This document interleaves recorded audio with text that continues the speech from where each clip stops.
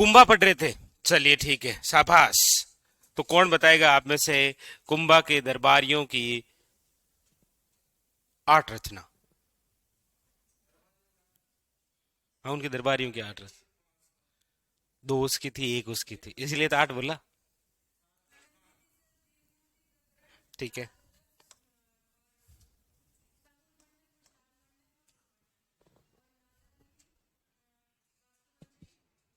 हाँ, गोविंद की थी राधा कलानिधि। ठीक है, यानी कि हम पढ़ रहे थे राणा कुंभा। राणा कुंभा का जो टाइमिंग था, समय, वो था 1433 से लेकर 68 तक। कुंभा को हमने एक विधिवत रूप से पढ़ा है। जैसे सबसे पहले इनके जीवन परिचय की बात की थी हमने, फिर कुंभा से संबंधित हमने अच्छा उपाधियों की बात की। उपाधियों के बाद में हमने कुंभा से संबंधित समकालीन पढ़े कि कुंभा किन किन के समकालीन है। फिर ये जो कुंभा राजा बना है, कौन से उद्देश्यों से ये राजा बना था, फिर इसका संघर्ष भी हमने देखा, यानी कि यहां पर युद्ध हमने पढ़े थे। फिर इसका विवाद भी था किसके साथ में, और इसके अलावा इनका साहित्य के अंदर योगदान भी हमने पढ़ा, और इसके बाद में स्थापत्य कला का योगदान भी हमने पढ़ा। कुंभा से जहां क्वेश्चन आएगा एग्जाम में, वो ये 2 ही बिंदु हैं, साहित्य और स्थापत्य कला से। स्थापत्य कला में किले भी हैं, मंदिर भी हैं, और वो स्तंभ भी है, विजय स्तंभ। ये भी तो एक स्थापत्य कला का ही एग्जाम्पल है। हालांकि हमने लिख वहां लिया था कि पहला उद्देश्य जब पूरा हुआ, मालवा जब जीता, तो उस विजय उपलक्ष्य में क्या बनाया? कितने रुपए का डाक टिकट जारी हुआ? 1 रुपए का। तो 20 पैसे का डाक टिकट किस पर जारी है?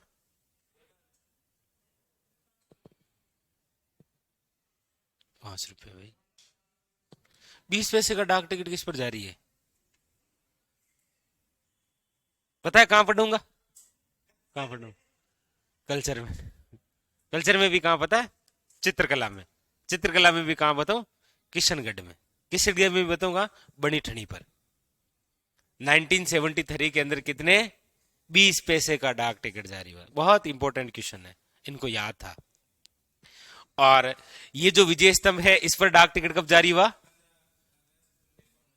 15 अगस्त 1949 को। और ये हमारे राजस्थान की पहली इमारत है जिस पर डाक टिकट, तो वो भी इसी के अंदर आता है, स्थापत्य कला में। तो यानी कुंभा से जब क्वेश्चन बनता है तो साहित्य और उनकी स्थापत्य कला से आता है। अब यहां पर साहित्य के अंदर केवल कुंभा का ही योगदान नहीं, बल्कि कुंभा के जो दरबारी हैं उनका भी जो योगदान है वो भी इसी साहित्य में आता है। तो सारी रचना याद है? ऐसे लिख डालोगे? हाँ, 10 सर 8 18। कुंभा का एक जैन दरबारी था, उसका नाम क्या था? ये कौन सा सूरी है? नया सूरी विकसित हुआ आज। मैंने कहा यही याद रखना है।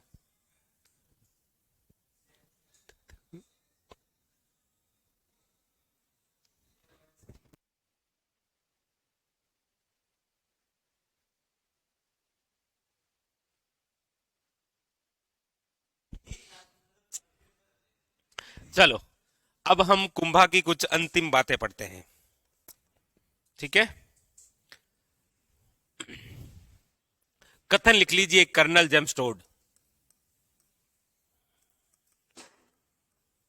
जहां तक लिखा है ना, उसके जस्ट आगे लिखिएगा, कर्नल जेम्स टोड ने कहा।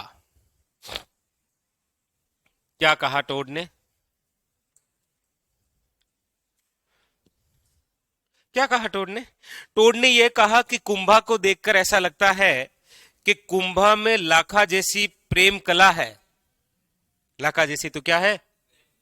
और हमीर जैसी वीरता है। इसीलिए कुंभा ने मेवाड़ के झंडे को मेवाड़ से लेकर घग्गर नदी के तट पर फहरा दिया। ये बात किसने कही थी?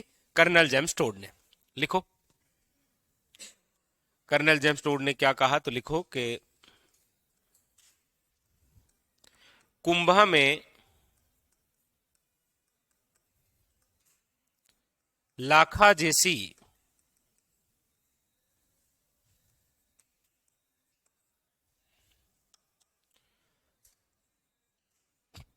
प्रेम कला वे हमीर जैसी वीरता है, वीरता है। इसीलिए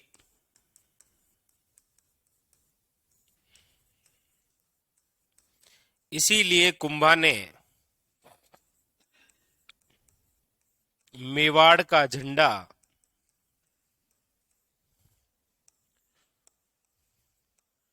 घग्गर नदी के तट तक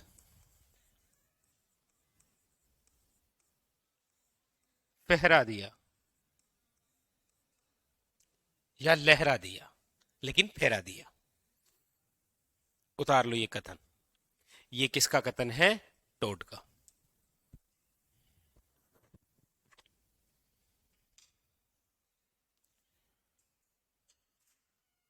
हाँ बिल्कुल तेज सिंह, ये आपके एग्जाम के लिए है, चिंता मत करिए। और मैं तो कह रहा हूं आप राजस्थान का कोई सा भी एग्जाम दीजिए, जिक के जो पढ़ रहे हैं सब जगह यही है।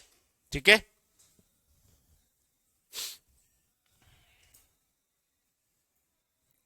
लिख लिया। कुंभा के कितने पुत्र लिखाए थे? आपको नाम लिखाए थे? कौन कौन से? ठीक है, तो हेडिंग डाल लो उद्दा। उंदा ही लिखो, उंदा, उद्दा।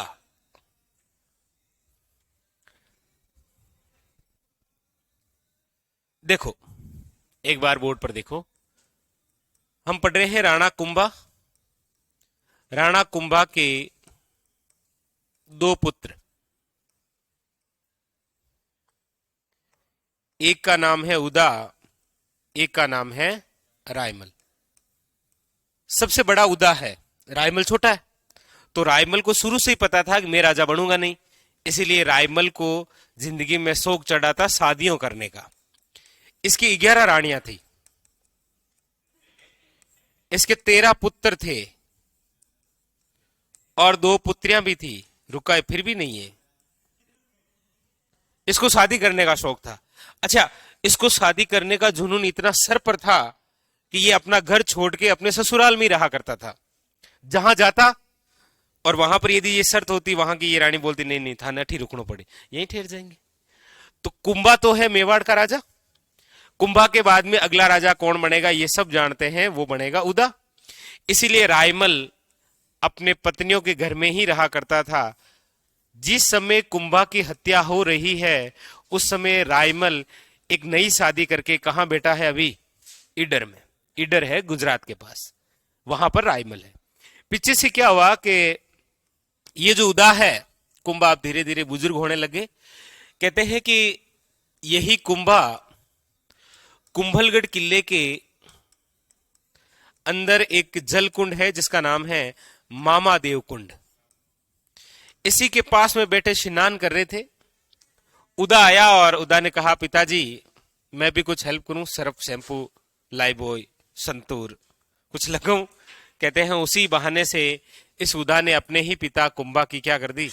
हत्या कर दी। उसके बाद में मेवाड़ का अगला राजा कौन बन गया 1468 के अंदर? उदा। लेकिन धीरे धीरे मेवाड़ के लोगों को यह पता लग गया कि कुंभा की मृत्यु कोई बीमारी से नहीं हुई है, बेचारे को मारा गया है। और मारने वाला कौन है? उदा। इसीलिए मेवाड़ के जो सरदार लोग थे वो गए इसके पास में, रायमल के पास में। और रायमल इस समय कहां है? ईडर में। रायमल को बुलाया, रायमल को बुलाया और मेवाड़ का राजा बना दिया। यानी कि उदा को गद्दी से हटा दिया। उद्दा को जब गद्दी से हटाया तो उद्दा इस समय गया मांडू के एक सुल्तान के पास, और मांडू का इस समय सुल्तान है गयासुद्दीन। गयासुद्दीन को जाकर कहा कि मैं मेवाड़ का राजा था लेकिन मुझे गद्दी से हटा दिया गया, आप मेरी सहायता कीजिए। इस मांडू के सुल्तान गयासुद्दीन ने सहायता करने से मना कर दिया, बोला हम कुछ सहायता नहीं करेंगे। तो उदा ने कहा मेरी एक पुत्री है, तो गयासुद्दीन ने कहा पूरी सहायता करेंगे। यानी उदा ने अपनी पुत्री का विवाह करने का वचन दिया था, किसको? गयासुद्दीन को। इसीलिए गयासुद्दीन इसकी सहायता के लिए आया। आता उससे पहले उद्दा पर बिजली गिर गई। बिजली गिरना समझते?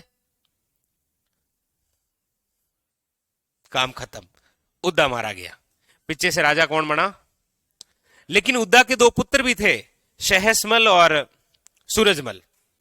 उन्होंने रायमल पर आक्रमण करने की योजना बनाई, लेकिन रायमल तो खुद मस्त बंदा, देखो कितनी है और पुत्र कितने हैं। तो पिताजी की तरफ कोई देख सकता है क्या? आप तेरा भाई हो, आपके पिताजी की तरफ कौन देख सकता है? पूरे गांव को बंदी बना ले हम, हाँ? इसीलिए उदा के पुत्रों को भी क्या कर दिया? पराजित। और फाइनली चित्तौड़ यानी मेवाड़ का राजा कौन बन गया?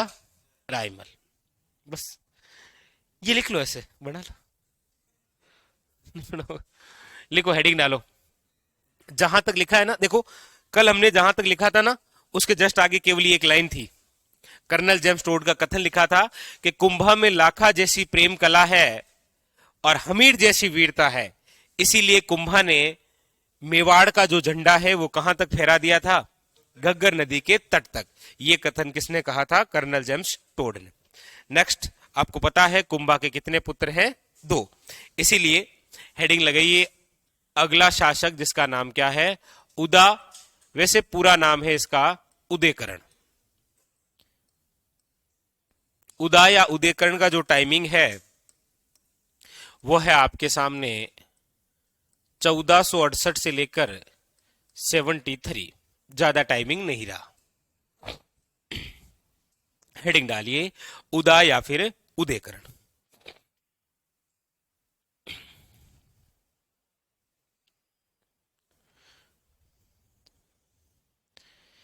सबसे पहली बात, उदा या जो उदयकरण है इसे कहा जाता है मेवाड़ का पितृहंता। पितृहंता का तात्पर्य यह होता है कि जिसने अपने ही पिता की हत्या की हो। हमारे राजस्थान के अंदर यदि हम प्रमुख रूप से एक राजवंश को बाहर निकाल दें, कछावा राजवंश को, तो उसके अलावा प्रत्येक वंश में एक ना एक ऐसा नालायक पुत्र जरूर जन्मा है जिसने अपने ही पिता की हत्या की हो। ठीक है? लेकिन ऐसा भी नहीं है कि गलती से हत्या हो गई और उसके बाद में वो महान राजा भी बना है। एग्जाम्पल हमें ऐसे भी मिलेंगे। भाई देखो, आदमी है ना, मतलब एक मारवाड़ी बात क्या करे, छाया होती है ना, ये छाया आज दिन में 3 बार ढलिया करे। समझते हो? किसे समझो मैं?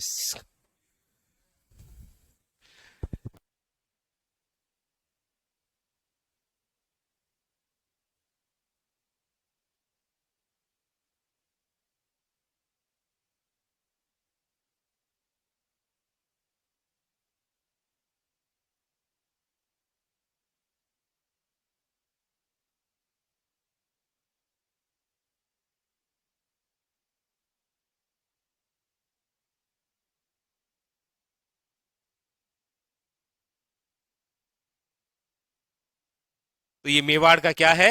पितृहंता। पितृहंता का तात्पर्य होता है जिसने अपने ही पिता की हत्या की हो। पहली लाइन लिख लिया आपने। हमीर कौन सा है?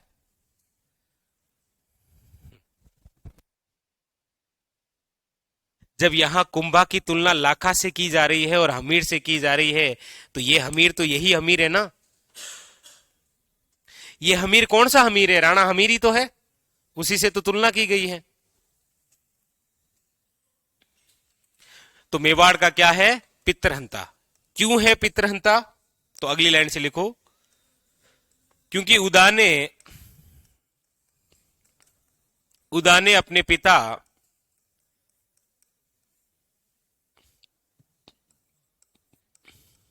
उदा ने अपने पिता कुंभा की हत्या कर दी। और ये बात कब की है? 1468 ईस्वी के अंदर। ठीक है, हत्या कर दी।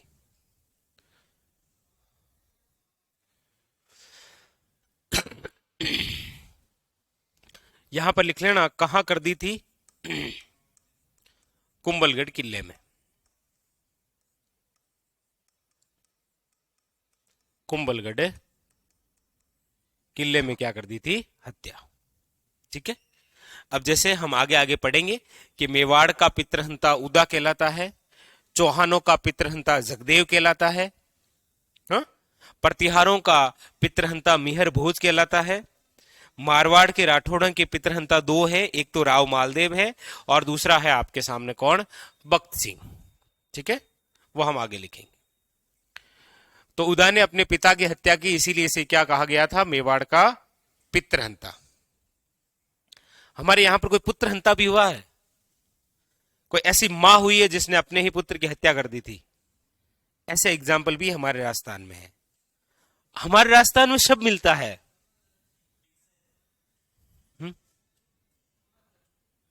ना ना ना, पन्ना धाई ने खुद थोड़ी हत्या की थी।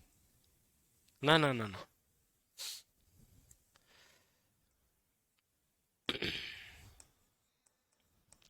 जहांगीर की एक पत्नी थी। नहीं, जहांगीर की बहुत सारी पत्नियां थी जी, ऐसी बात नहीं है, लेकिन जहांगीर की एक पत्नी यहां की थी, जयपुर की। क्या नाम है उसका? मानबाई। क्या नाम था? जहांगीर और मानबाई से जो पुत्र हुआ उसका नाम था खुसरो। अमीर खुसरो अलग है, ये खुसरो है केवल। वो तो अमीर रहकर खुश हो रहा है और ये केवल क्या हो रहा है? खुश। इस खुसरो ने क्या कर दिया था कि जहांगीर के खिलाफ, यानी कि अपने ही पिता के खिलाफ विद्रोह कर दिया। तो जहांगीर ने इसी खुसरो की नशे में दोनों आंखें फोड़ दी। फिर सुबह पता चला मानबाई ने किया। मानबाई ने जहांगीर को बताया कि रात को ये आपने क्या किया? अपने ही बेटे की आंखें फोड़ दी, सरिया घुसा दिया दोनों आंखों में गरम गरम। इसीलिए कहते हैं कि वापस जब जहांगीर को सुबह होश आया, क्योंकि जहांगीर नशेड़ी था, ये सुबह आप चाय पीते होंगे, ये खंबा पीता है डायरेक्ट पूरा। तो वापस जब सुबह होश आया तो ऐसा नहीं है, विदेशियों से डॉक्टर बुलाया गया था इलाज के लिए, और खुसरो की एक आंख ठीक हो गई, मतलब दिखने लग गया। लेकिन इसकी मां परेशान हो गई थी, इसलिए मानबाई ने पहले तो किसकी हत्या की? अपने ही पुत्र की, और फिर स्वयं ने आत्महत्या कर ली। तो ऐसी बातें मैं आपको नहीं बताऊंगा। क्यों बताना? ये तो ऐसे ही बताया। तो ये पितृहंता है। ठीक है, अगली बात। अगली बात यह है कि जब मेवाड़ के सरदारों को यह पता लगा कि कुंभा किसी बीमारी या अपनी मौत की वजह से नहीं मरा, बल्कि किसने मारा है? उदा ने। इसीलिए अगली लाइन से लिखो, मेवाड़ के सरदारों ने, मेवाड़ के सरदारों ने ईडर से रायमल को बुलाया। पहले तो ढूंढा रायमल को कि अब ये शादी करके कहां रुक गया है, क्योंकि 11 शादियां की थी ना, और इनके घरवाले भी ऐसे थे। ऐसा नहीं है, मतलब इनके पिताजी तो थे ना कुंभा, कुंभा को भी पता था कि रायमल की शादी कर दो ये खुश हो जाएगा। इसीलिए तो देखो, जब आवड़ बावड़ की संधि हुई थी ना, तो आवड़ बावड़ की संधि के तहत राव जोधा की जो पुत्री थी श्रृंगार देवी, उसका विवाह भी किसके साथ हुआ? हाँ, तो कुंभा ने कहा था शादी कर दो पिताजी, मैं जन्म ही शादी करने के लिए ही हूं। तो 11 रानियां थी उसके, 13 पुत्र थे, 2 पुत्रियां थी। तो रायमल को बुलाया। रायमल को बुलाया, इसीलिए उदा नाराज हो गया। तो उदा मांडू के सुल्तान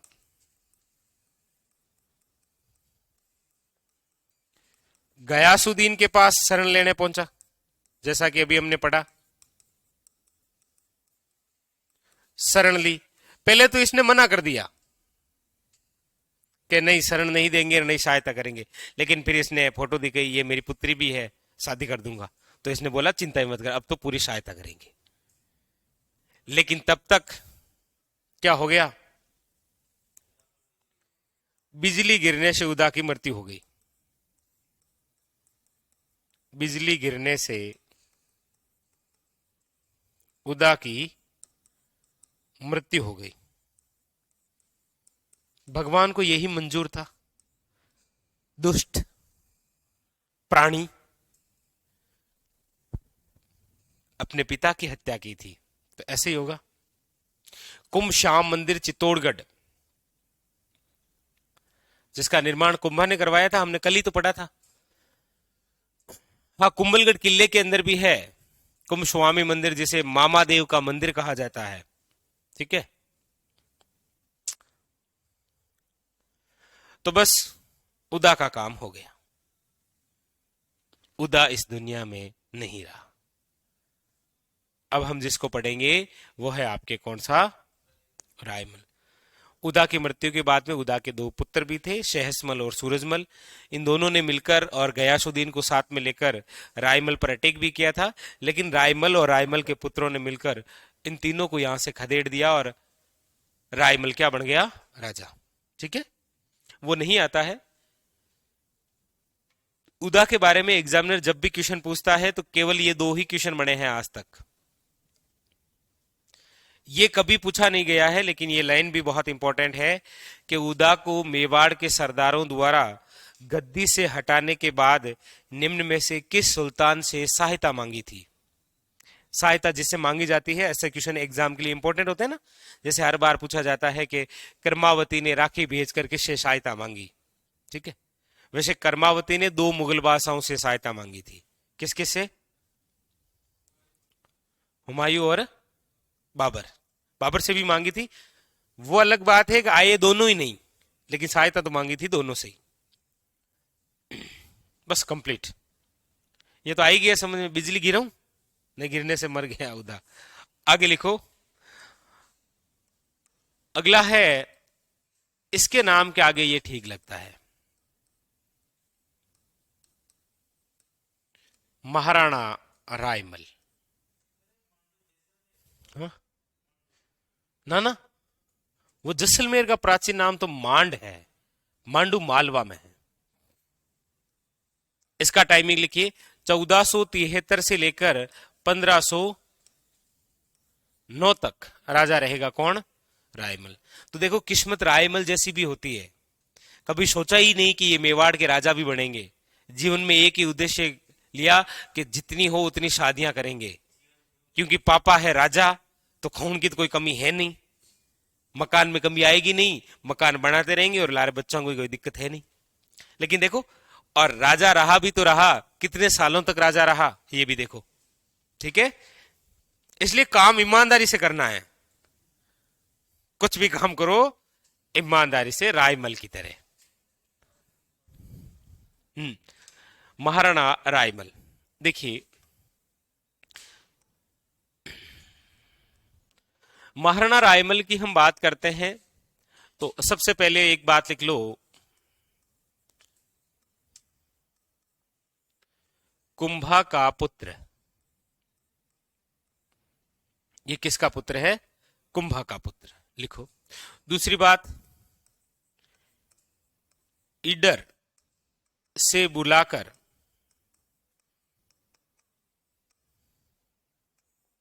राजा बनाया।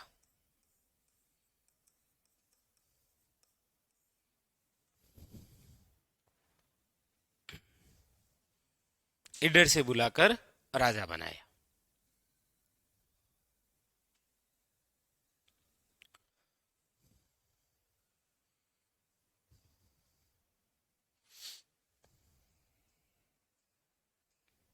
लिख लिए।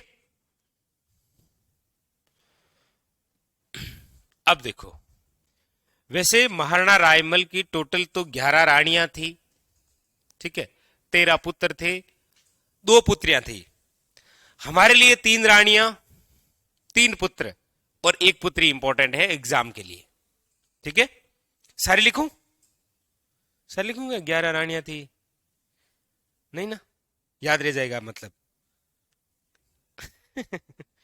कोई नहीं, हमारे लिए जो इंपॉर्टेंट है एग्जाम के लिए वो हम पढ़ेंगे। ये दो बातें लिख ली। फिर देखो, हेडिंग डालो रायमल की पत्नियां। क्या क्या हेडिंग डालनी पड़ रही है। ऐसी ही हेडिंग जब मुगल काल पढ़ते हैं ना, तो हेडिंग डाली जाती है जहांगीर की पत्नियां, पढ़ा जाता है। जहांगीर की भी बहुत सारी पत्नियां थी, अनगिनत पत्नियां थी। रायमल की इंपॉर्टेंट जो पत्नियां हैं वो है 3।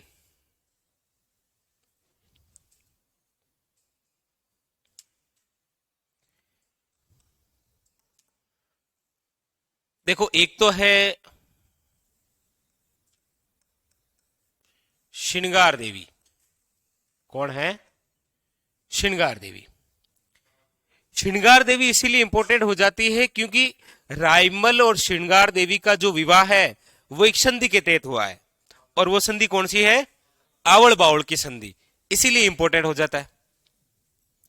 एक हमने ऐसा ही नाम और पढ़ा था कि कुंभा द्वारा श्रृंगार चौरी मंदिर का निर्माण करवाया गया, लेकिन वो कुंभा ने इस श्रृंगार देवी के लिए नहीं करवाया, वो अपनी पुत्री के विवाह के लिए करवाया। और कुंभा की पुत्री का नाम क्या था? रम्माबाई वागेश्वरी। ठीक है, तो रायमल की पत्नी है श्रृंगार देवी। इसी श्रृंगार देवी ने एक निर्माण करवाया है, और इसने जो निर्माण करवाया वो है आपके गोसुंडी बावड़ी का। किसका करवाया था?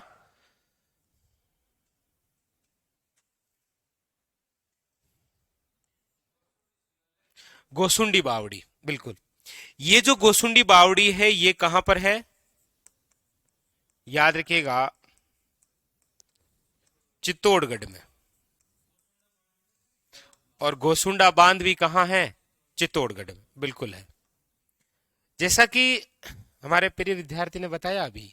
आपका नाम क्या है? ठीक है। यहां बावड़ी के पास में एक शिलालेख भी लिखा हुआ है जिसका नाम क्या है? गोसुंडी शिलालेख। याद रखिएगा, इंपॉर्टेंट। ये गोसुंडी शिलालेख इसी गोसुंडी बावड़ी चित्तौड़गढ़ में है। और ये जो गोसुंडी शिलालेख है ये 2री शताब्दी का है।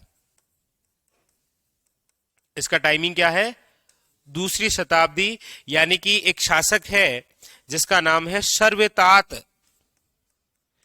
किस शासक के समकालीन है ये शिलालेख? शर्वेतात। ये जो गोसुंडी शिलालेख है, याद रखिएगा, ये जिस भाषा में है वो है संस्कृत भाषा, और ये जिस लिपि में है उस लिपि का नाम है ब्राह्मी लिपि। और इस शिलालेख की सबसे प्रसिद्ध बात यह है कि इस गोसुंडी शिलालेख को पहली बार जिसने पढ़ा था उस बंदे का नाम है डॉक्टर डी.आर. भंडारकर। और डॉक्टर डी.आर. भंडारकर, आपने नाम सुना सुना लग रहा है, यह सुना सुना लग रहा है? सुना सुना लग रहा है कि सुना सुना लग रहा है? कहां सुना? राजपूतों की उत्पत्ति में जहां पर हमने पढ़ा था कि राजपूतों की उत्पत्ति ब्राह्मणों से हुई है, वहां पर डॉक्टर डी.आर. भंडारकर। ऐसा क्यों नहीं सुना? ये भंडारकर, हम तो भंडारे में गए, ये भंडारकर यहां कैसे? तो गोसुंडी शिलालेख को जिसने पढ़ा था, पढ़ने का कार्य जिसने किया था, उसका नाम था भंडारकर। और सबसे इंपॉर्टेंट क्वेश्चन, ये राजस्थान का वे प्रथम शिलालेख है जहां से हमें वैष्णव धर्म यानी कि भागवत धर्म का उल्लेख मिलता है। यही क्वेश्चन आरएसएस बोर्ड ने पूछा है कि कौन से शिलालेख में मिलता है। याद रखिएगा, सर्वप्रथम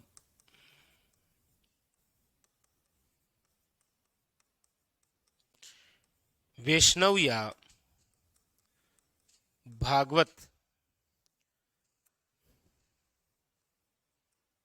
धर्म की जानकारी। सोचो, इसकी पत्नी है, लेकिन हमारे एग्जाम के लिए कितनी खास बातें हैं। जितनी खास इसकी, इसके लिए पत्नी भी नहीं थी, हमारे लिए एग्जाम के लिए इतनी सारी बातें इंपॉर्टेंट है। तो एक याद रह जाएगा, कौन सी? श्रृंगार देवी। दूसरी एक और इंपॉर्टेंट जो पत्नी है उसका नाम है रतन कंवर। इस रतन कंवर के दो पुत्र इंपॉर्टेंट है। कौन कौन से?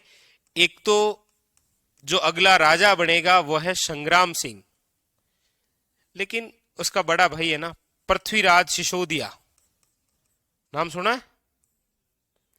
और दूसरा इसका पुत्र कौन सा है? संग्राम सिंह।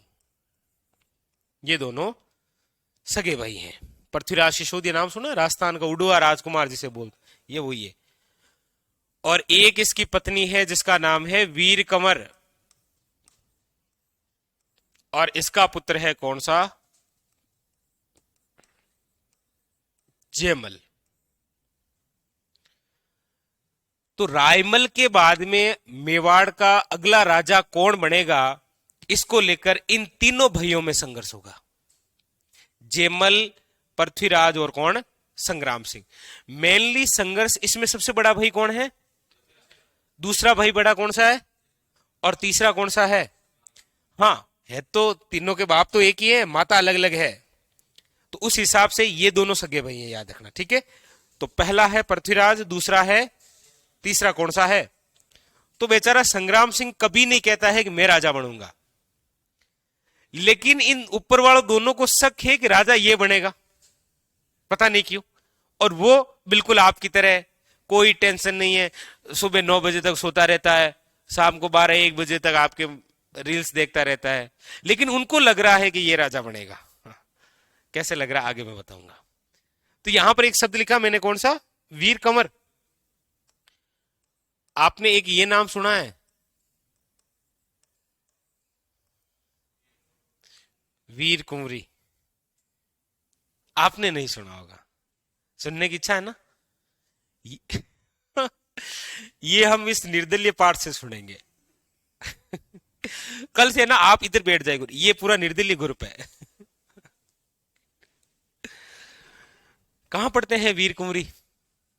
चलो आपको एक कुंवरी और बता देता हूं। एक है राम कुंवरी। यस, राम कुंवरी तो कौन है? तेजा जी की मम्मी। और वीर कुंवरी कौन है? अब तो याद आ जाना चाहिए। ये है संत मीराबाई की मम्मी। मीराबाई है ना, संत मीराबाई, उनकी मम्मी का नाम है वीर कुंवरी, और तेजा जी की मम्मी का नाम है राम कुंवरी। ये तो ऐसे ही था। ये लिखो आप तो। हाँ, आपके साथ फ्रैंक हो गया ये लिखो। तो ऐसे थोड़ा रिकॉल करते रहा करो, वरना केवल कुंवरी कुंवरी याद रहेगा, पीछे कभी वीर आएगा, कभी राम आएगा, लेकिन राम तो आगे ही ना।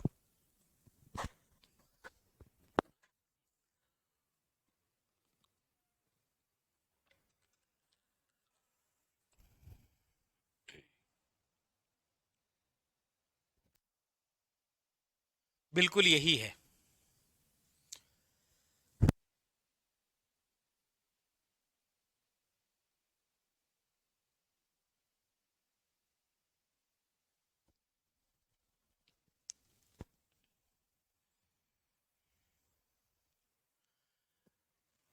उदय सिंह पहला तो वो हो जाएगा ना, फिर प्रतिहारों वाला मिहर भोज।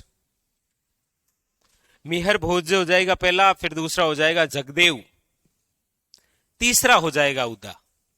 ठीक है।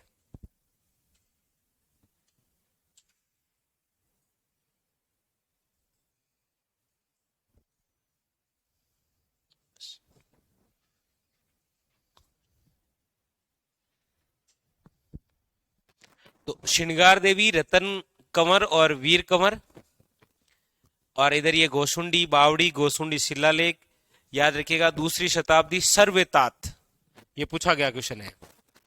राजा था, उसके समकालीन ये है कौन सा शिलालेख? घोसुंडी शिलालेख। एक घोसुंडा बांध भी है, लेकिन वो इनको पता है कौन सी नदी पर है।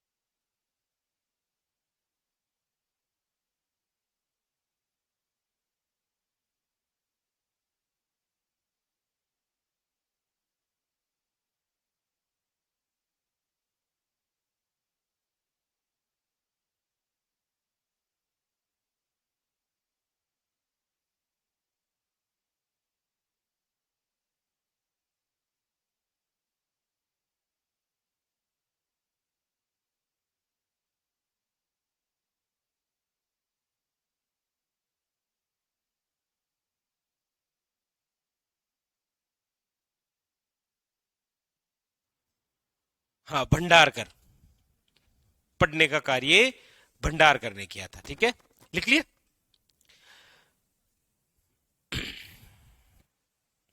तो रायमल को जाना जाता है उनकी पत्नियों की वजह से।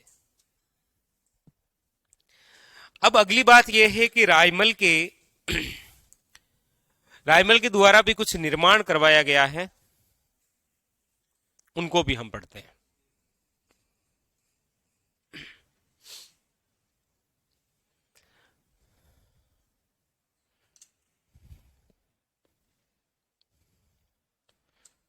आप में से कोई बता सकता है रायमल का एक दरबारी था शिल्पी, क्या नाम था उसका? जैसे कुंभा का एक शिल्पी था, क्या नाम था? मंडन। उसी प्रकार रायमल का एक शिल्पी है जिसका नाम है अर्जुन। बहुत अच्छा क्वेश्चन है ये लिख लिया। चलिए नेक्स्ट।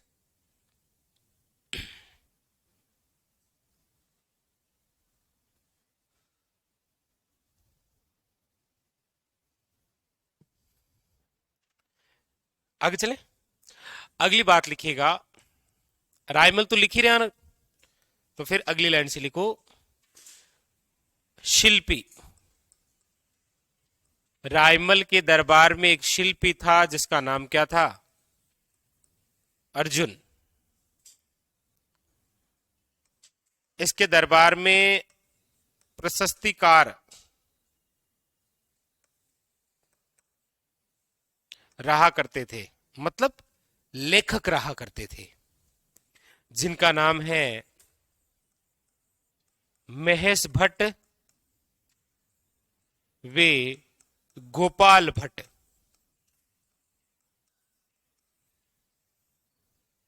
महेश भट्ट और सर ये हमारा भट्ट कब निकलेगा? तो आपको कुछ और भट्ट याद आए? कौन से?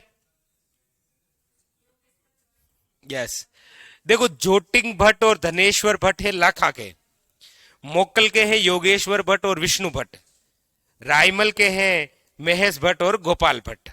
आगे और भी भट्ट आते रहेंगे। जैसा एक भट्ट मैंने आपको और बताया था, कौन सा? बीच में कल बताया था, मैंने कहा देख रहा है विनोद, सदाशिव भट्ट। कौन सी रचना थी? राज विनोद। तो ऐसे बीच बीच में आते रहेंगे तो हो जाएंगे आपसे, आप अच्छे से याद कर ही लेते हैं। निर्माण लिखो, निर्माण। निर्माण यानी कि रायमल ने किसका निर्माण करवाया? तो लिखिएगा अद्भुत शिव मंदिर। अद्भुत शिव मंदिर।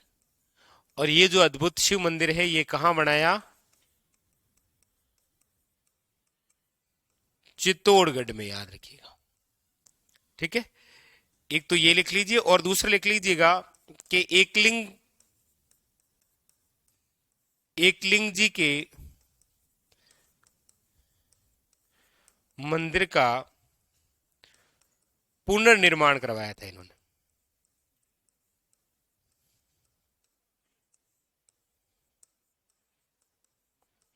लीजिए, एकलिंग जी का मंदिर एक ही प्रसिद्ध है। हाँ वही, कैलाशपुरी, उदयपुर। तो पता है आपको एकलिंग जी का ये जो मंदिर है ना, इससे रिलेटेड कितनी बातें हो गई। देखो, बप्पा रावल ने इसका निर्माण करवाया था, इसकी चारों ओर परकोटा किसने खिंचवाया था? मोकल ने। और इसका पुण्य निर्माण कौन करवा रहा है? रायमल। लिखो, तो ये आपके निर्माण थे। इसके निर्माण, प्रशस्तिकार और इसका शिल्पी। इसका शिल्पी कभी नहीं पूछा गया है, लेकिन बहुत इंपॉर्टेंट है ये शिल्पी। ये अर्जुन नाम लिखा तो आपके जहन में कुछ और भी आया होगा, पता नहीं क्या जहन में आया।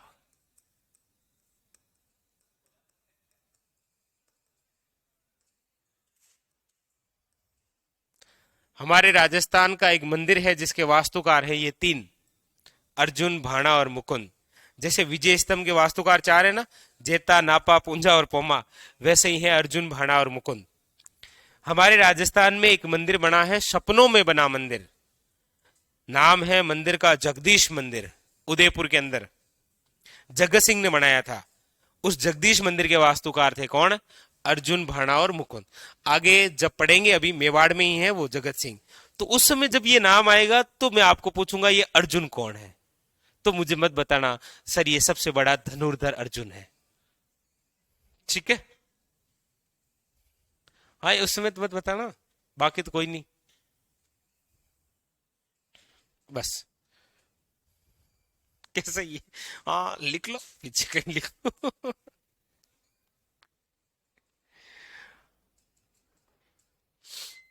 वैसे एक जो बात होती है मैं 3-4 बार हर जगह रिकॉल कर देता हूं तो आपके दिमाग में ठहर जाती है, कभी कभी तो ठहरेगी ठहरेगी। चलिए लिख लिया, तो ये रायमल की बात कंप्लीट। लेकिन ये लिख लिया। अब देखो यहां पर मैं आपके सामने रायमल की एक पुत्री भी लिख देता हूं, क्योंकि पुत्री हमारे एग्जाम में काम आए कि नहीं आए, इसका पति बड़ा जोरदार है। लिखो, बड़ा जोरदार। पुत्री का नाम लिखो, पुत्री का नाम है आनंदाबाई। वाह, आनंद आ गया, आनंदाबाई। इस आनंदाबाई का विवाह किया गया था शिरोई के शासक जगमाल के साथ। जगमाल देवड़ा शिरोई के राजा थे, तो इसका जो विवाह है का विवाह। लेकिन का विवाह क्यों? आनंदाबाई वेडिंग टू जगमाल देवड़ा। ये जगमाल देवड़ा हमारे काम की चीज है, और ये कहां का राजा है? शिरोई का। लिख लेना, शिरोई का शासक है, क्योंकि शिरोई में देवड़ा चौहानी तो हुए हैं। तो ये एक लिख लो, आनंदाबाई या आनंदीबाई। ठीक है, एक ही बात है, आनंदाबाई या आनंदीबाई। आपको जहां आनंद आ जाए समझ लेना ये कौन है, क्योंकि इसके अलावा और कहीं आनंद नहीं आएगा। ये एक सिंगल नाम है, जगमाल देवड़ा। ठीक है, तो आज कह रहा हूं, कल पूछूंगा ये वापस, बीच में आएगा कहीं। हाँ चलो आगे चले फिर। अब देखिए, अब है आपके, अब आपको बोर्ड पर देखना है, केवल बोर्ड पर देखना है। पेन को रख दीजिए। रायमल के 3 पुत्र,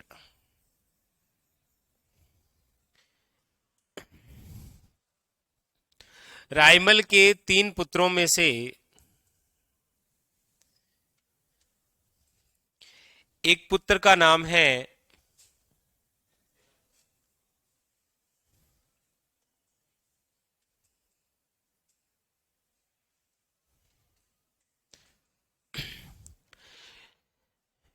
सबसे बड़ा जो पुत्र है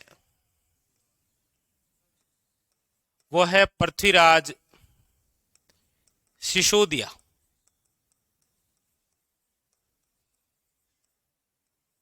पृथ्वीराज सिसोदिया।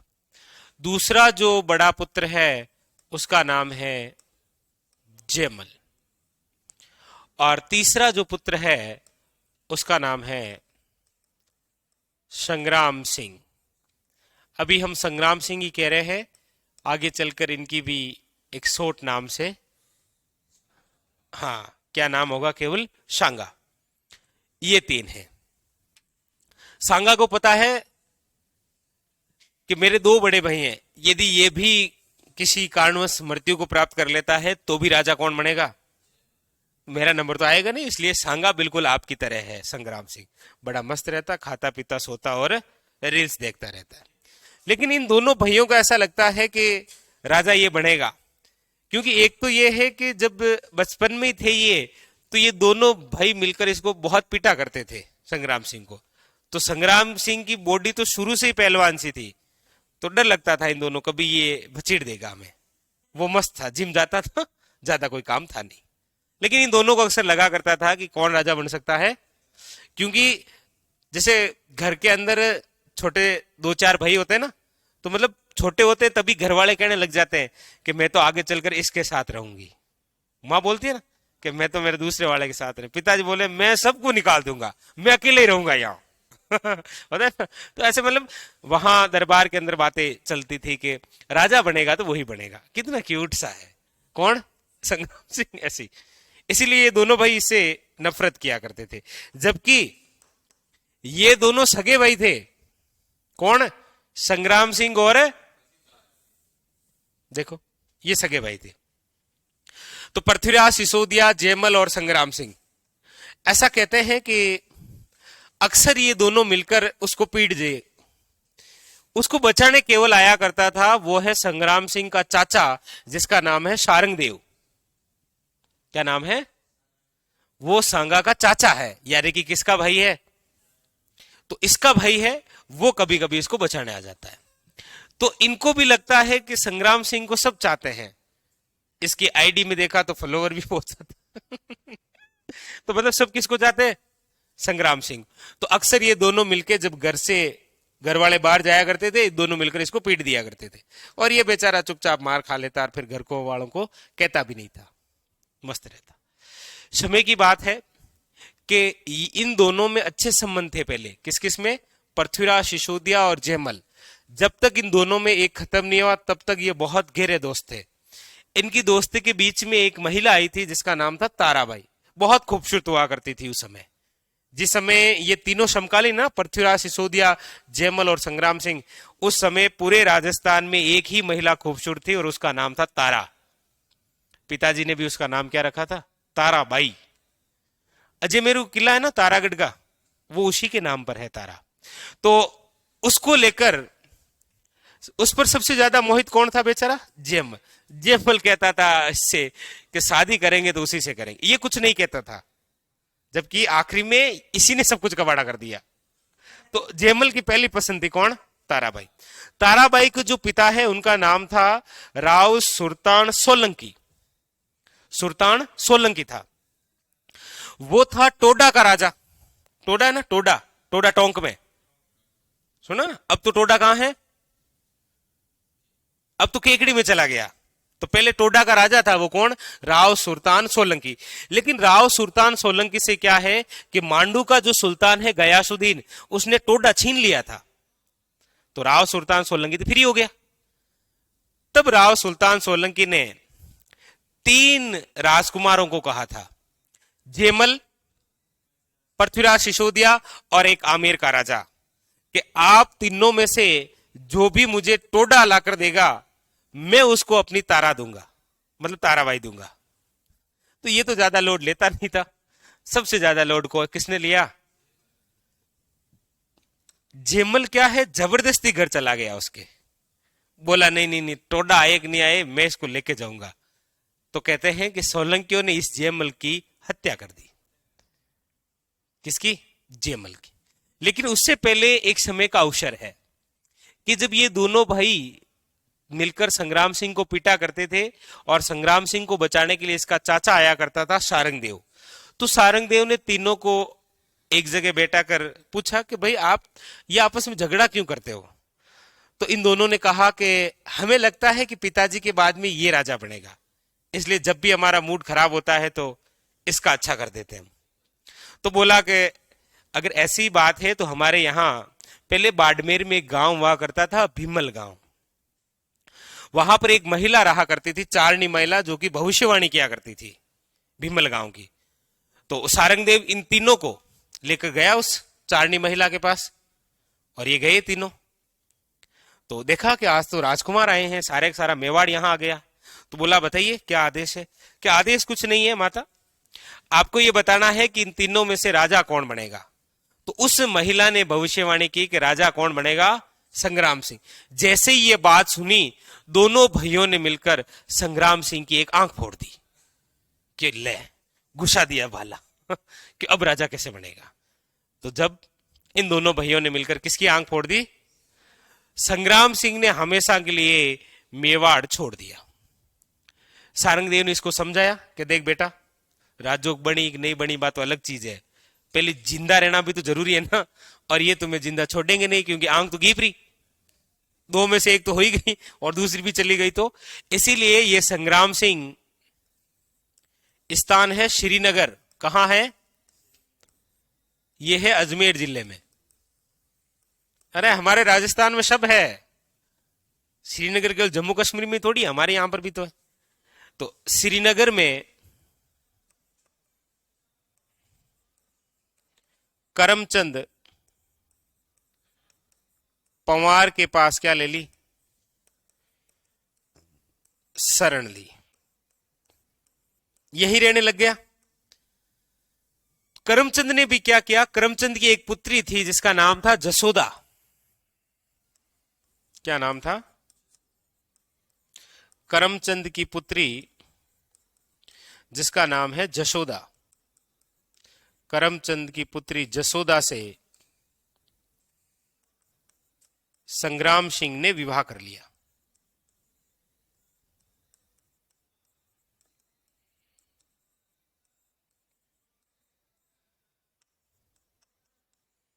बोला वैसे भी यहीं रह रहे हैं तो शादी कर ही लेते।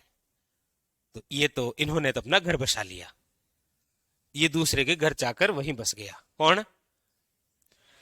इधर से इन दोनों के बीच में वो शर्त आ गई, कौन सी? तारा को लेकर। तो कहते हैं कि जयमल जब जबरदस्ती घुस गया था घर में, तब कहते हैं कि वहीं पर सोलंकियों ने इसको घेर कर मार दिया। सोलंकियों से युद्ध करते हुए मारा गया। यह बात कहता है डॉक्टर दशरथ शर्मा। डॉक्टर दशरथ शर्मा ने हमें यह बताया है कि जयमल सोलंकियों से युद्ध करते हुए मारा गया था। और यह बात सटीक भी है, क्योंकि जयमल जिस तारा को पसंद किया करता था वो सुल्तान सोलंकी की ही पुत्री थी। तो जीत तो पाया नहीं कभी अपने जीवन में जयमल, लेकिन पाना भी तो है ताराबाई। जैसे आजकल एक वो मूवी चल रही है ना, कौन सी? 12th फेल, कि यदि आईएएस या आईपीएस बनना है तो सरदा को ढूंढो। हाँ, और एक इससे पहले एक और मूवी आई थी, मेरी शादी में जरूर जरूर आना, ऐसा कुछ मूवी है राजकुमार की। उसमें वो क्या बन जाता? आईएएस। इसमें ये क्या बनता है? आईपीएस। तो ऐसा कुछ नहीं होता है, ये पहले सिलेबस देखो। तो ऐसा कुछ नहीं होता है, वो केवल फिल्मों में ही होता है। फिल्मों वाली हकीकत थोड़ी होती है जीवन में, नहीं होती है, कभी भी नहीं होती है। तो ऐसा ही था, जयमल बेचारा चाहता था शादी करना, लेकिन सोलंकी को क्या चाहिए था? किस शर्त पर शादी करेगा वो? टोडा पर करेगा। जैसे ही जयमल को मारा, पृथ्वीराज सिसोदिया ने कहा ये ले तेरा टोडा, और उसी ताराबाई का विवाह किसके साथ हो गया?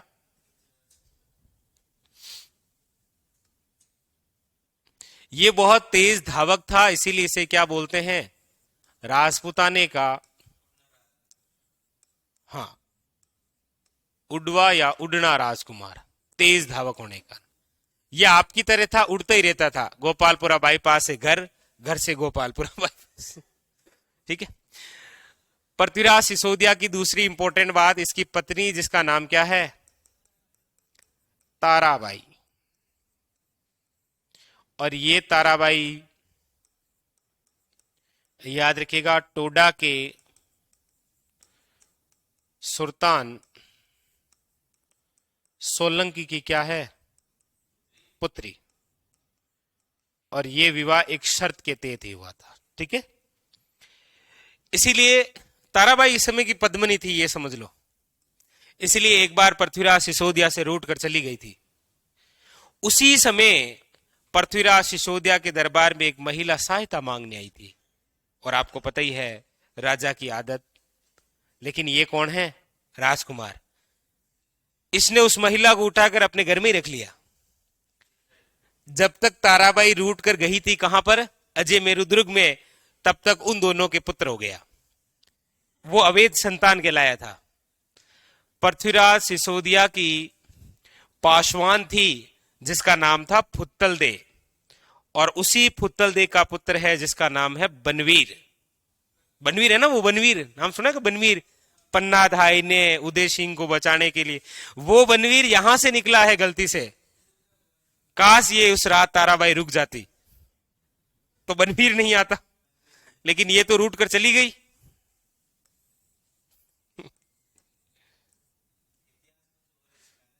हाँ, नहीं इतिहास सिखा रहा है, अगर नाराज हो जाना भी चाहते हो तो किलोमीटर 2 किलोमीटर जाना है, इतना भी नहीं जाना है। नाराज होकर अजय मेरू दुर्ग चली गई, अजय मेरू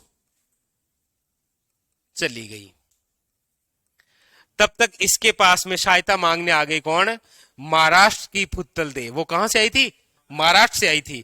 इसीलिए तो आप आगे पढ़ते हैं कि बनवीर जब मेवाड़ का अस्थायी राजा बनता है तो वो राजा बनते ही तुलजा भवानी का मंदिर बनाता है, और तुलजा भवानी महाराष्ट्र में मराठा शिवाजी की देवी है। तो उसकी मम्मी कहां की थी? महाराष्ट्र से सहायता मांगने आई थी बेचारे। ये भी तो है ना, कहां से सहायता मांगने आई थी, और थी भी बड़ी खूबसूरत, इसलिए सहायता कर दी। वरना करो सहायता, और भी तो गणी है। तो इसी पृथ्वीराज सिसोदिया की पासवान थी, जिसका नाम क्या था? फुत्तल दे। इसी फुत्तल दे की अवैध संतान। और ये नाम जब जब आया है तब तक मेवाड़ में तो गड़बड़ी हुई है, क्योंकि इससे पहले चाचा मेरा थे, और चाचा मेरा ने मेवाड़ के एक राजा की हत्या की थी। ये भी मेवाड़ के एक राजा की हत्या करेगा आगे चलकर। कौन? बनवीर हत्या करेगा। एक ही हत्या तो ये दूसरे की भी करने जाएगा, लेकिन बीच में पन्ना धाय आ जाएगी, इसलिए बचा लेंगे उदय सिंह को। लेकिन ये हत्या किसकी करेगा? विक्रमादित्य की, जो कि चित्तौड़ का क्या है? राजा। तो उस समय मैं पूछूंगा ये किसकी अवैध संतान, तो आपको कहना सर वहां जाइए, पृथ्वीराज सिसोदिया। इस बात से नाराज हो गया था पृथ्वीराज सिसोदिया का जीजा कि ये कहे का साला, ये तो साला है, ये वो साला नहीं, ये तो क्या निकला? साला निकला। इसीलिए कहते हैं कि पृथ्वीराज सिसोदिया को एक बार इसके बहनोई, जिसका नाम क्या है? सिरोही के शासक जगमाल देवड़ा, जगमाल देवड़ा ने इसको मैसेज किया पृथ्वीराज सिसोदिया को कि साले साहब कभी आओ, सर्दियों का टाइम है, हल्दी वल्दी बनाएंगे, गाजर का हीरा हीरा खिलाएंगे आपको, आओ कभी। तो ये भी खुश हो गया कि जीजा जी ने कभी मुझे कॉल किया नहीं, आज किया है तो जाना भी पड़ेगा। जीजा और जीजी दोनों से मिल लेंगे। जब से मैं बच्चों के लिए फल फ्रूट लेके चला गया, यहां से मिठे लेके चला गया, कोटा वाले से कचौरी लेके चला गया। तो इस प्रकार गया। कहते हैं कि पृथ्वीराज सिसोदिया के स्वागत के लिए इसके जीजा ने लड्डू बनाए थे, बहुत प्यारे प्यारे। क्या बनाए थे? लड्डू। बाहर से बहुत प्यारे दिख रहे थे, अंदर जहर मिला हुआ था। आए और साला साहब को कहा ये लो खाओ लड्डू। 2-4 लड्डू घुसा दिए, मुंह में घुसा दिए बेचारे के। इसीलिए कहते हैं कि जहरीले लड्डू खाने की वजह से मृत्यु हो गई किसकी? पृथ्वीराज सिसोदिया की। और पृथ्वीराज सिसोदिया की छतरी उसी कुंभलगढ़ किले के अंदर बनी हुई है, जो कि कितने खंभों की है? 12 खंभों की। उस छतरी का वास्तुकार कौन है, कोई बता सकता है? पृथ्वीराज सिसोदिया की छतरी का वास्तुकार नहीं बताए। देखो, पृथ्वीराज सिसोदिया किसने बुलाया? बुलाया बुलाया इसके बहनोई ने। क्या नाम है? जगमाल देवड़ा। और कहते हैं कि जगमाल ने पृथ्वीराज को जहरीले लड्डू खिलाए, इसलिए क्या हो गई? मृत्यु। और इसी की छतरी बनी हुई है कहां पर?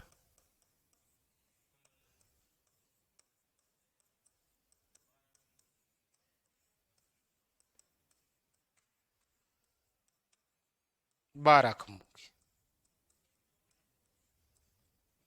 दोनों मर गए। मैसेज गया किसके पास में? जिस बंदे की एक आंख है वो क्या बन गया? राजा। बधाई हो, आपके 3 हुए हैं। नहीं, अब तो एक ही रहा है। लिखो।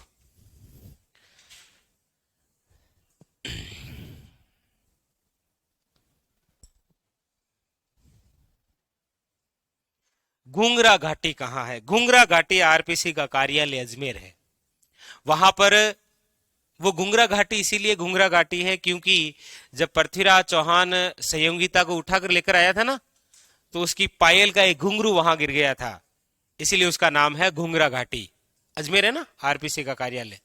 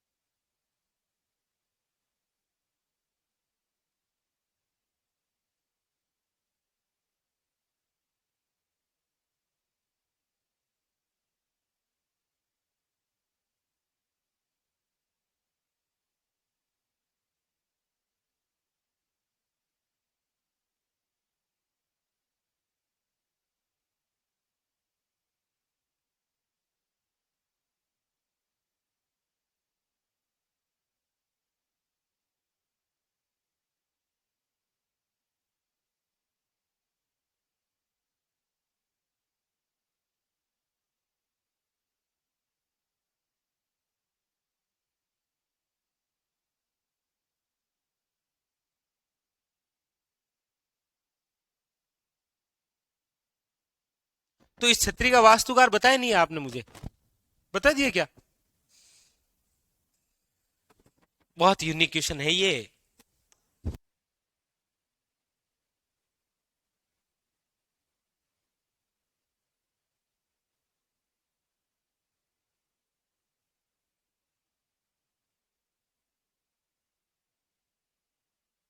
तो लिखो, इस छतरी का जो वास्तुकार है वो है घर्षण पन्ना। क्या नाम है? घर्षण पन्ना। लिखो।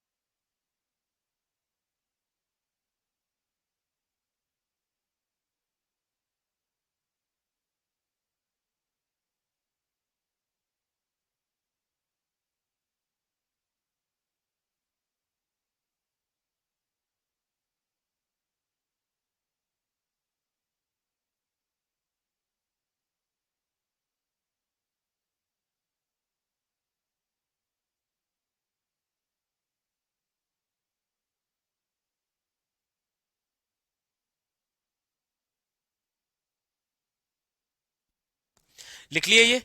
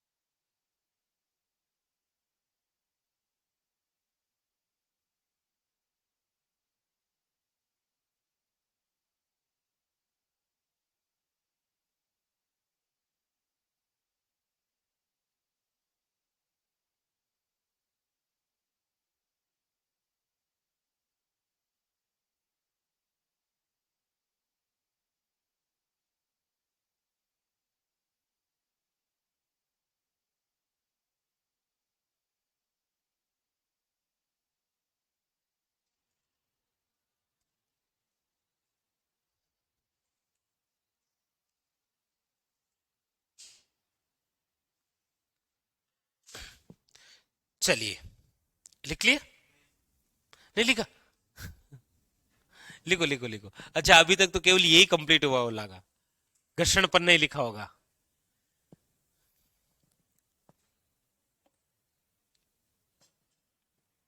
वहां लिख दिया, करमचंद पवार के पास शरण ली, करमचंद की पुत्री जशोदा से संग्राम सिंह ने क्या कर लिया, और यहीं पर इनको एक जागीर भी मिल गई, वो भी लिख लो।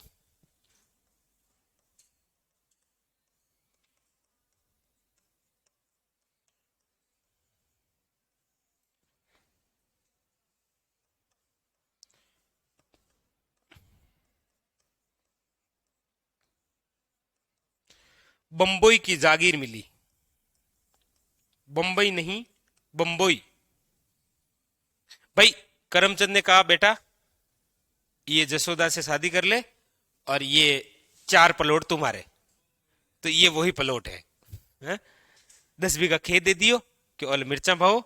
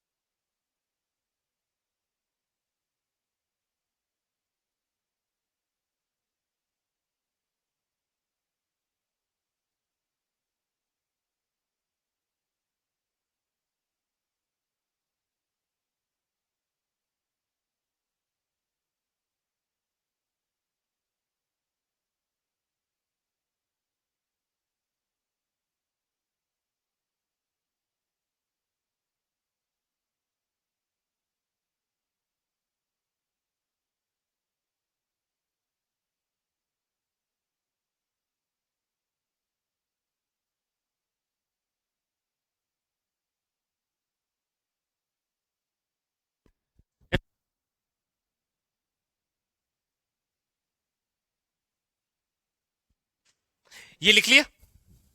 चलिए आगे चलते हैं। तो अब राजा बन गए हैं आपके लिए कौन? खुशखबरी, बधाई हो आपके, सांगा हुआ है। लिखो, हेडिंग डालो सांगा, राणा सांगा।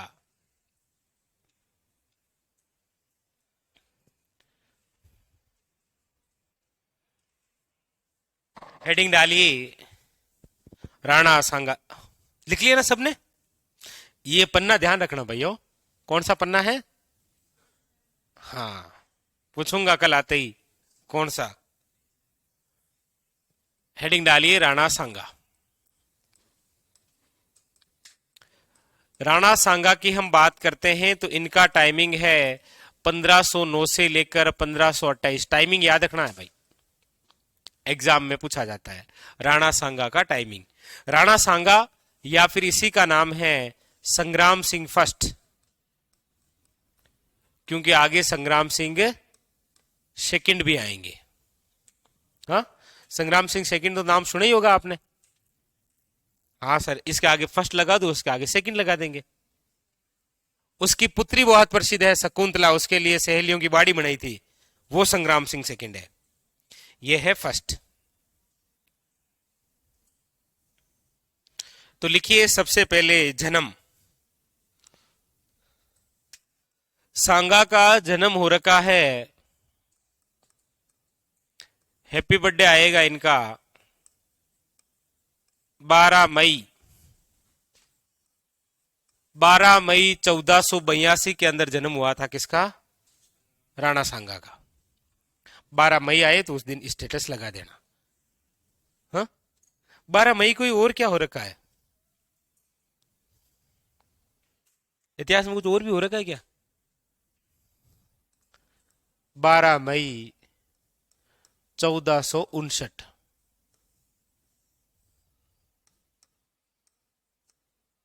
14 मई 1459 है कुछ? छोड़ने नहीं, यहां बहुत कुछ है। यहां पर एक डेट में जोधपुर बसा है, एक डेट में मेहरानगढ़ किले की नींव रखी गई है। नहीं पढ़ते? बधाई हो आपके, क्या हुआ है? सांगा। लिख लिया? लिखो। इनके पिताजी का नाम क्या है? एक बात ठीक है, इनके डबल आर है। एक आर से रायमल है, एक आर से रतन कंवर है।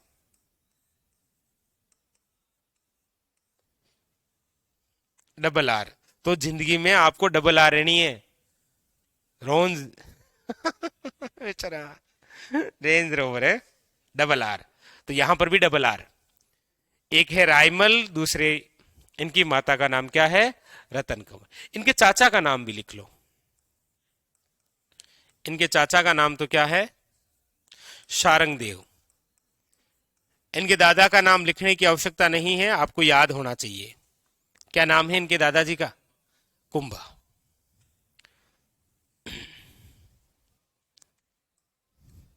इन्होंने शरण कहां ली थी? तो बस वो एक वापस लिख देता हूं थोड़ा। करमचंद पंवार के पास। ठीक है। और ये आपको पता है कहां पर ली थी? श्रीनगर, जो कि कहां पर है? अजमेर में। वो जो श्रीनगर है ना, वो तो जम्मू कश्मीर में ना। वो कौन सी नदी के किनारे है श्रीनगर? झेलम नदी के किनारे, है ना? किसने बसाया था श्रीनगर? ऐसे पूछ रहा हूं, सामान्य ज्ञान के।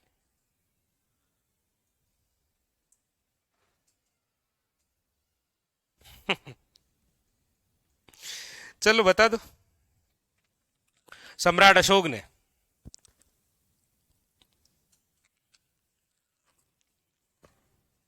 नाम सुना है कभी सम्राट अशोक? अब देखो, इनका राज्य अभिषेक, इनका राज्य अभिषेक हुआ है कब? 25 मई। यहां मई, यहां अप्रैल। यहां पर ये 12 अप्रैल करना है भाइयों। मई में इसका क्या हुआ है? राज्य अभिषेक। जन्म 12 अप्रैल को हुआ है और राज्य अभिषेक है 25 मई 1509। यहां अप्रैल करना हो भाई, कर लिया ना अप्रैल। 12 अप्रैल, 12 अप्रैल 1482 में जन्म और 25 मई 1509 के अंदर क्या है इसका? राज्य अभिषेक। फिर लिखो इनकी उपाधियां। इनको कौन कौन सी उपाधियों से नवाजा गया है? तो देखो, एक तो उपाधि है इसे, जो मैंने आपको पहले लिखाई थी, कौन सी? एक उपाधि पहले बहुत लिखाई, हिंदुपथ। हिंदुपथ। और दूसरी इसे कहा जाता है क्या? कर्नल जेम्स टोड ने इसे क्या कहा है?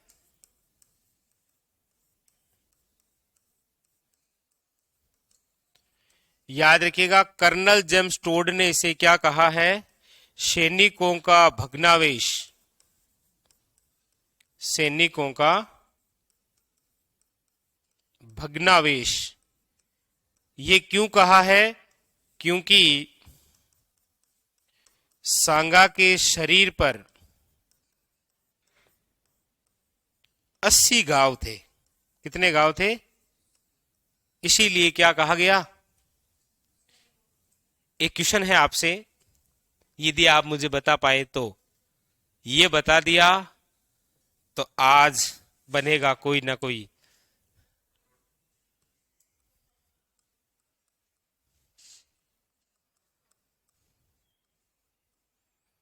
भग्नावशों का उद्धारक किसे कहा जाता है?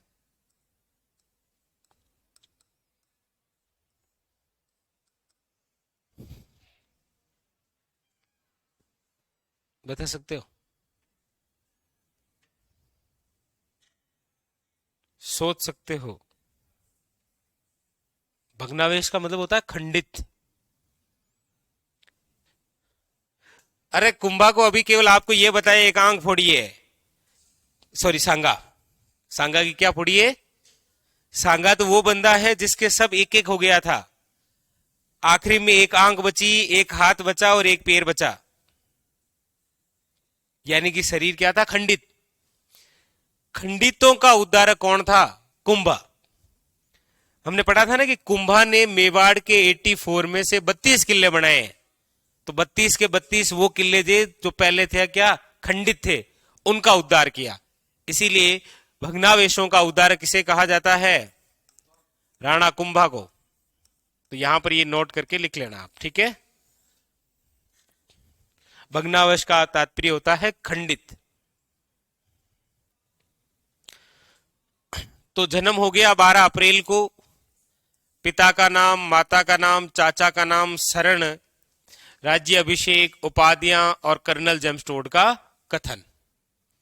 और बाबरनामा है ना, बाबरनामा जो बाबर की आत्मकथा है, तुजू के बाबरी, हाँ उसमें ये, हाँ बाबरनामा को लिखने वाली इसकी पुत्री जिसका नाम क्या था?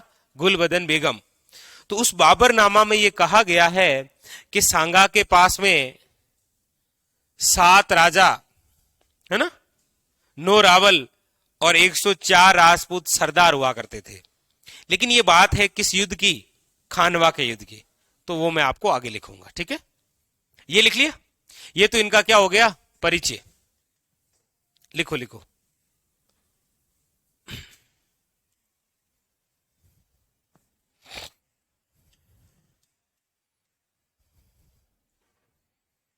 तो संग्राम सिंह फर्स्ट का परिचय हो गया, ये बधाई हो। एक इसको भी एक सीक्वेंस में पढ़ते आ रहे हैं हम, ठीक है। तो परिचय हो गया। अब हम लिखेंगे कि जब सांगा का राज्य अभिषेक हो रहा है उस समय दिल्ली से लेकर गुजरात और मालवा तक राजा कौन है। फिर हम लिखेंगे कि सांगा का संघर्ष दिल्ली से लेकर मालवा और गुजरात से किन शासकों से रहा, वो हमें पढ़ना है, ठीक है। तो पहले तो आप ये लिखिए, सांगा के राज्य अभिषेक के समय, अच्छा मैं लिख देता हूं, ठीक है। ये लिख लिया ना? हाँ कहां तक पहुंचे? 80 गांव। ये तो लिख लिया।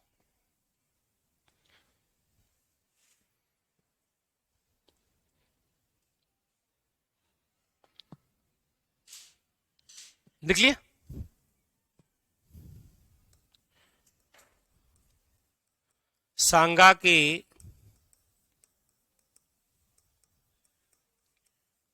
राज्य अभिषेक के समय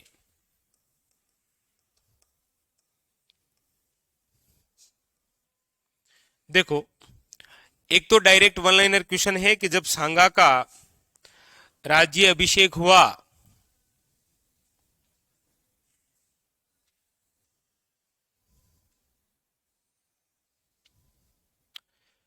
उस समय दिल्ली सल्तनत का सुल्तान कौन था? दिल्ली में था सिकंदर लोदी। कौन था? सिकंदर लोदी। इसका जब जन्म आपने लिखा 1482, और ये किसके समकालीन है? मतलब हमारे राजस्थान के 2 ऐसे संत भी हैं जो किसके समकालीन हैं? कौन कौन से? एक तो संत जाम्बोजी और एक संत जसनाथ जी, वो भी किसके समकालीन है? और हमारे यहां के राजा कौन है? सांगा। तो दिल्ली सल्तनत के सुल्तान हुआ करते थे राज्य अभिषेक के समय कौन? लेकिन एग्जामिनर क्वेश्चन पूछे कि राणा सांगा का संघर्ष दिल्ली सल्तनत के किस सुल्तान के साथ रहा? तो सिकंदर लोदी के बाद में बनता है इब्राहिम लोदी, उसके साथ रहा। अलग अलग क्वेश्चन है। ये सिकंदर लोदी वही है जिसने आगरा बसाया था 1504 में। आपका आगरा इन्होंने नहीं बसाया। ये फिर तो नाम याद है ना? ये तो ठीक है, सोचेंगे राजस्थान आके ही पता चला इनका। और इस समय गुजरात का राजा कौन था? लिखिएगा महमूद बेगड़ा। महमूद बेगड़ा। और इसी समय मालवा का राजा कौन है? लिखिएगा राज्य अभिषेक के समय मालवा का शासक है नासिरुद्दीन खिलजी।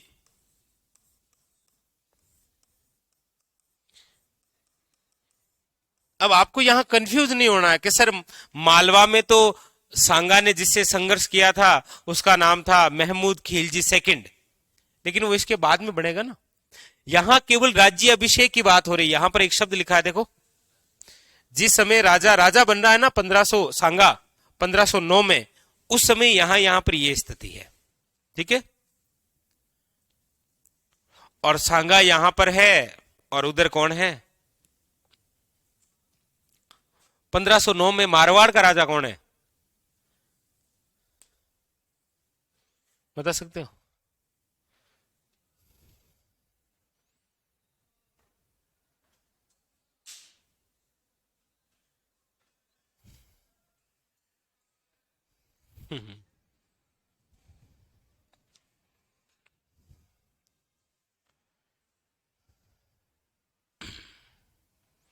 गंगा।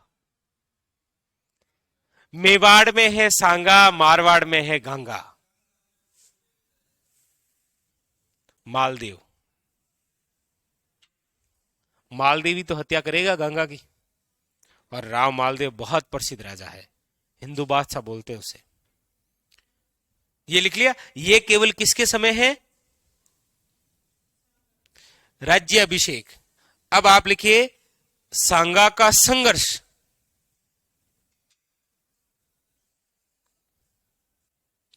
दोनों डायग्राम एक साथ लिखा देता हूं, समझ हो जाए। ज्यादा कंफ्यूज तो नहीं हो रहे ना आप? नहीं हो क्यों रहे हो? हाँ बस स्पष्ट तो लिखा है, लिखो सांगा का संघर्ष।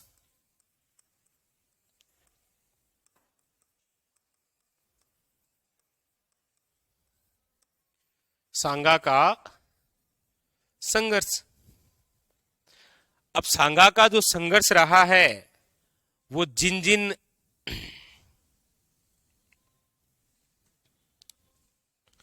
राजाओं के साथ रहा है वो कौन कौन से हैं, तो देखिए सबसे पहले यदि मैं दिल्ली की बात करूं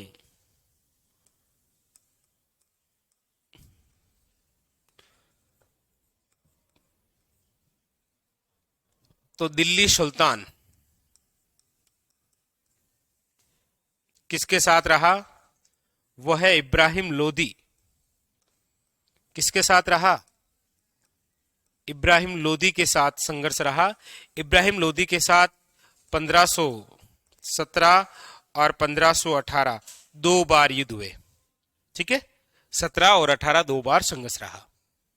फिर उसके बाद में इनका जो संघर्ष रहा वो रहा आपके मालवा शासक। और मालवा शासक कौन है? महमूद खिलजी सेकंड। फर्स्ट किसके समय था और सेकंड इसके साथ जिम कौन करेगा? सांगा। इसके साथ 1519 में क्या रहा? संघर्ष। इसके बाद में जिसके साथ संघर्ष रहा वह है गुजरात का शासक। क्या नाम है? महमूद बेगड़ा। महमूद बेगड़ा के साथ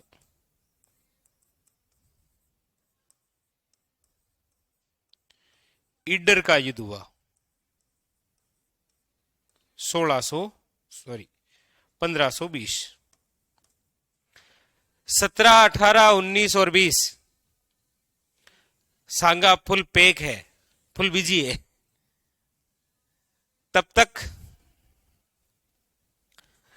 दिल्ली से आ जाता है कौन? दिल्ली में सत्ता पलट जाती है लोदी वंश का इब्राहिम लोदी, दिल्ली सल्तनत का पहला सुल्तान, जो युद्ध भूमि में मारा जाता है पानीपत के युद्ध में। पानीपत का प्रथम युद्ध हुआ था 21 अप्रैल 1526 के अंदर, और वहां पर दिल्ली का बादशाह बनता है कौन? दिल्ली का मुगल शासक, और जिसका संघर्ष सांगा के साथ है वो है बाबर।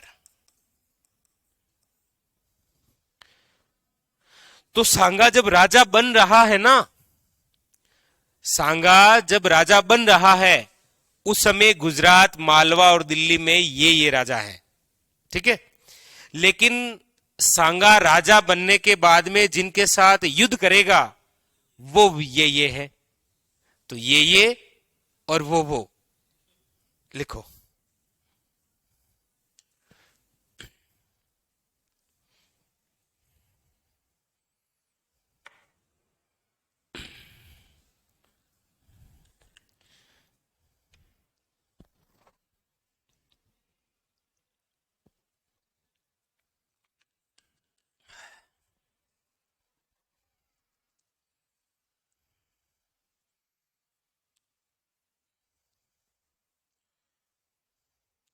तो सांगा अपने जीवन में प्रमुख रूप से वैसे युद्ध करता है कितने?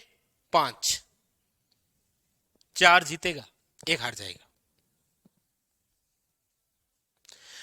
वैसे कितने युद्ध करेगा? 6। 5 जीतेगा, 1 हार जाएगा। मैं सारे लिखा दूंगा, चिंता मत करो आपको।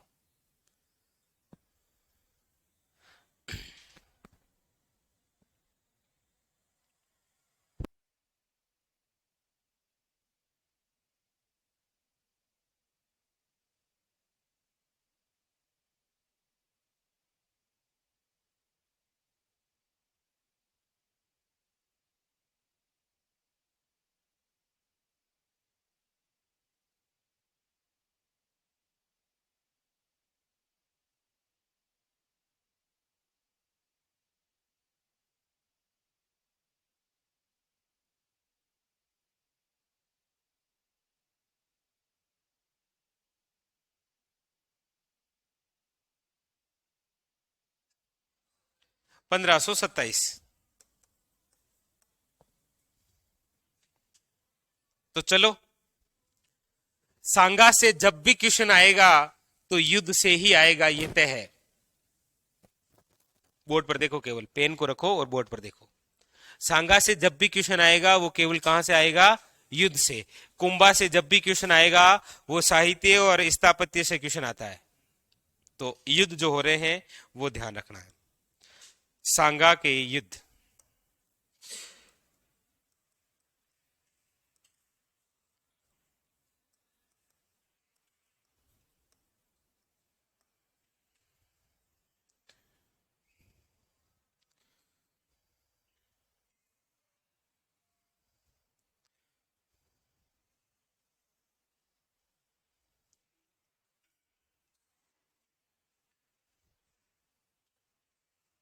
एक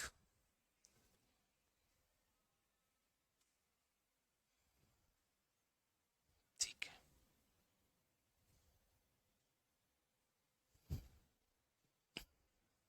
डिजाइन बना रहा हूं, आपको अच्छा लगेगा ना कि हाँ क्या बनाया है हमें, हम भी सर को बढ़ा देंगे।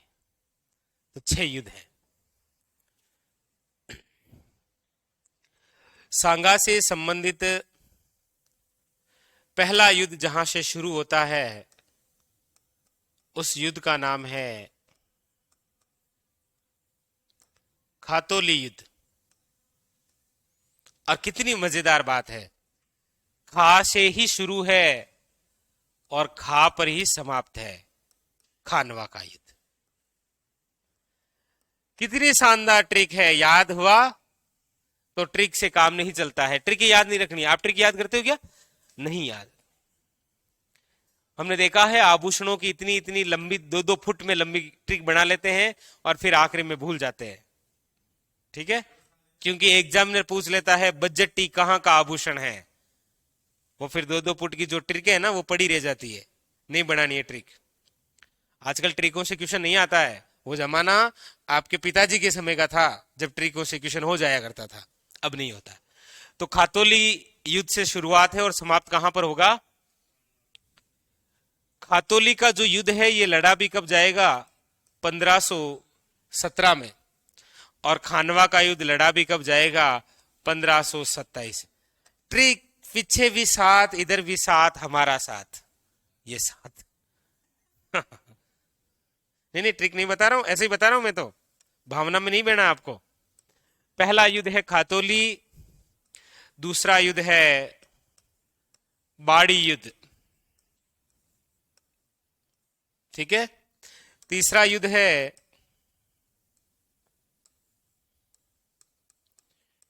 गागरोन युद्ध, यानी गागरोन का युद्ध। नंबर 4 ईडर का युद्ध, और नंबर 5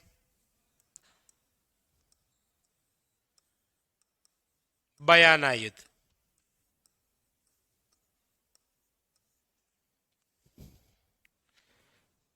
एग्जामिनर खातोली, गागरोन, बाडी और खानवा 4 नाम देकर कहता है सांगा द्वारा किए गए युद्धों का सही क्रम है।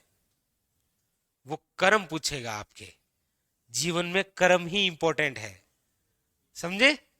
चाहे इधर से कर्म हो और चाहे वो कर्म हो, तो जीवन में इंपॉर्टेंट क्या है? कर्म। याद रह जाएगा, आपको चिंता नहीं करनी है।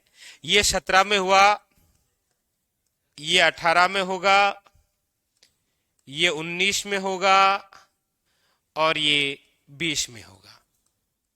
सांगा चाचा ने पूरा ध्यान रखा था कि आगे चलकर विद्यार्थियों को आसानी से याद हो जाए, इसीलिए कि बोला युद्ध करना है तो लगातार ही करो। और ये जो बयाना का युद्ध है ये होगा 16 फरवरी 1527। खानवा का जो युद्ध है वो जस्ट 1 महीने के बाद होगा, 17 मार्च 1527, ठीक है। हाँ, और अभी तो वीर विनोद के अनुसार लिखना, और वीर विनोद इसकी अलग डेट बताएगा। अभी बात यह है कि खातोली कहां है। ये तो युद्ध कौन कौन से हुए ऊपर लिख दिए, फिर लिख दिया कब कब हुए। अब ये भी तो है कि ये है कहां कहां, तो खातोली कहां है याद रखिएगा, कोटा में। बाड़ी कहां है, धौलपुर में।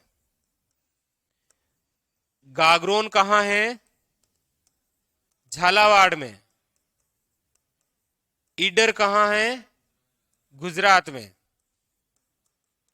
अरे वाह, शाबाश। बयाना कहां है, भरतपुर में। खानवा कहां है, भरतपुर में। सांगा ने यहां पर भी आपका पूरा ध्यान रखा कि चलो दोनों करने ही है, बाबर से ही करने हैं, एक ही जगह कर लो। दोनों बाबर से ही तो होंगे ना। खातोली का जो युद्ध है, अब लिख देते हैं ये युद्ध किन किन के मध्य हुए। ये खातोली का युद्ध और बाडी, ये दोनों ही जो युद्ध हैं ये किन किन के मध्य हुए थे याद रखिएगा। ये युद्ध हुए थे सांगा वर्सेस इब्राहिम लोदी। इब्राहिम लोदी, इन दोनों में ही सांगा विजय हुआ। सांगा ने अपने जीवन का अंतिम युद्ध ही हारा था और वहीं फिर आगे चलकर वीर गति को प्राप्त हो गई, यानी कि मृत्यु हो गई। दोनों ही जीते। पहले के अंदर खातोली का युद्ध जब सांगा और इब्राहिम लोदी स्वयं था, इनके मध्य हुआ, तो सांगा जीत गया था, लेकिन एक हाथ और एक पैर कट गया था। आंख पहले भाइयों ने फोड़ दी थी राजा बनने से। लिखा कि नहीं लिखा, आंख फोड़ी? अच्छा, इनको नहीं लिखा है, इनको भी पता है, 4 बजे वाले में लिखा है था आंख फोड़ी। आपको नहीं लिखा है आंख फोड़ी, तो मैं लिखा दूंगा आंख, यहां लिखा दू। और यहां खातोली में एक हाथ और एक पैर कट गया, बंदे के सब एक एक रह गए। अगला जो बाड़ी का युद्ध है, इस बाड़ी के युद्ध में इब्राहिम लोदी नहीं आया था, इब्राहिम लोदी के सेनापति आए थे जिनका नाम है मियां माखन और मियां हुसैन। सांगा ने उन दोनों को ही पराजित कर दिया। मतलब दोनों में युद्धों में कौन जीता? सांगा। दोनों युद्धों में सामने कौन था? इब्राहिम लोदी। अगला युद्ध है गागरोन का युद्ध। और गागरोन का युद्ध किन किन के मध्य हुआ था? ये गागरोन का जो युद्ध है ये हुआ था आपके, हाँ, सांगा और महमूद खिलजी सेकंड के मध्य। ये युद्ध कोई ऐसे पर्सनली दुश्मनी नहीं थी इन दोनों में, वैसे ही बात है जैसे कुंभा और उसमें कोई पर्सनल दुश्मनी नहीं थी, इधर भी नहीं थी। इस महमूद खिलजी सेकंड ने तो गागरोन पर अटैक कर दिया था, हा? और सहायता मांगने आ गया था सांगा से मेदिनी राय चंदेरी। कौन? मेदिनी राय चंदेरी। इसीलिए सांगा इसके पास गया, इसको कैद कर लिया, 6 माह तक अपने पास में रखा और जिम की।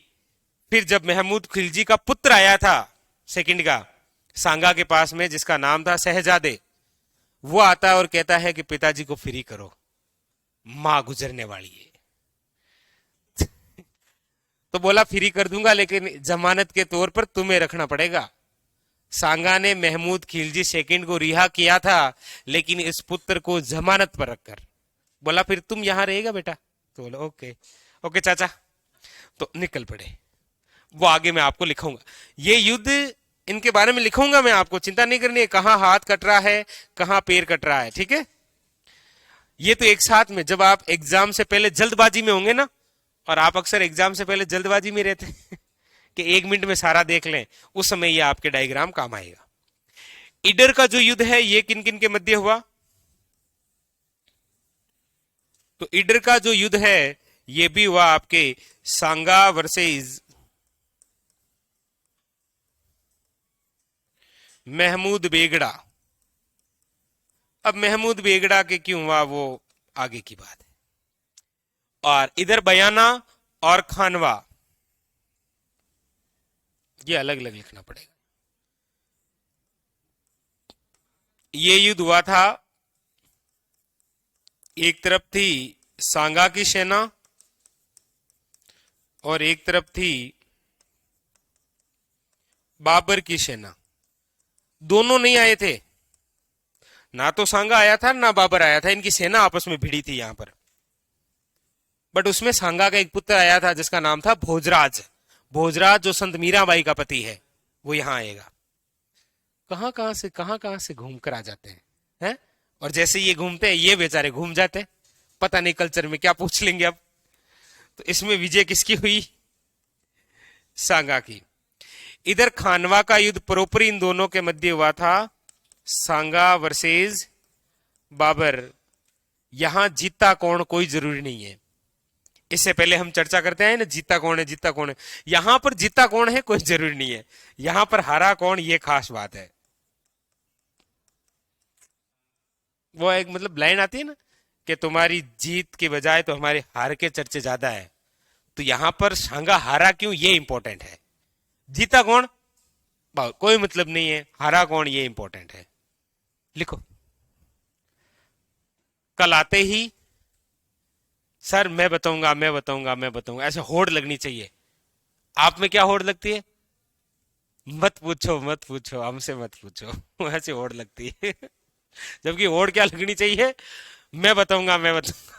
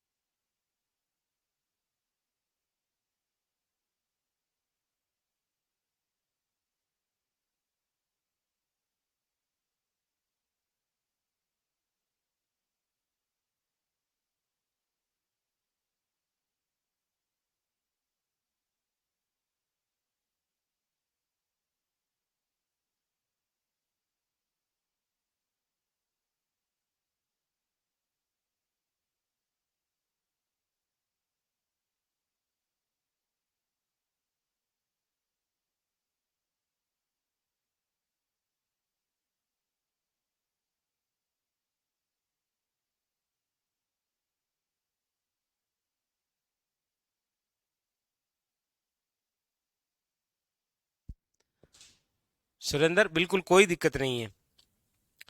बस उस बुक को थोड़ा पढ़ते समय ये ध्यान रखें कि कुछ कुछ स्थान जो नए जिलों में हैं वो थोड़ा सा आप अपडेट कर लेना, ठीक है।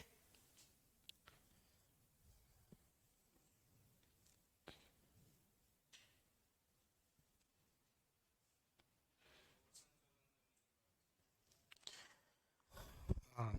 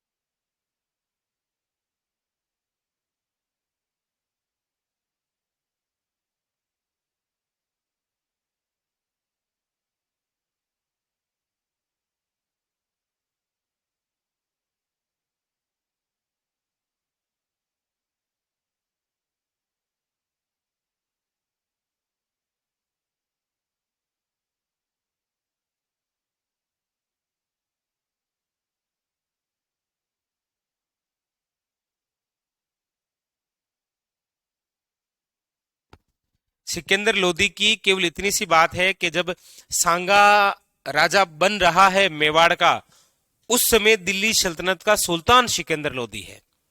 बाकी सिकंदर लोदी से कभी कोई दुश्मनी नहीं रही।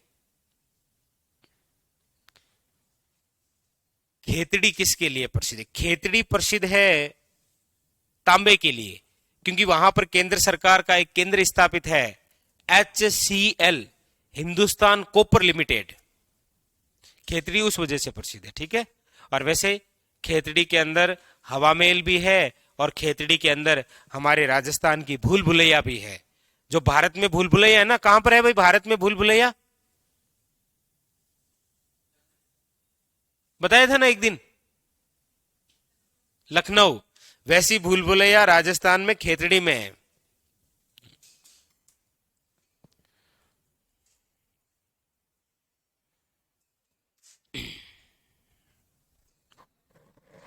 खेतड़ी कहाँ है? खेतड़ी कहाँ है? कहाँ है खेतड़ी? कौन सी खेतड़ी? खेजड़ी? नो, खेतड़ी। खेतड़ी फिक्स है, वही है। वो नीम का थाना में, पहले झुंझुनू में थी, नो डाउट। सही है। बड़ा लफड़ा है जी। हाँ।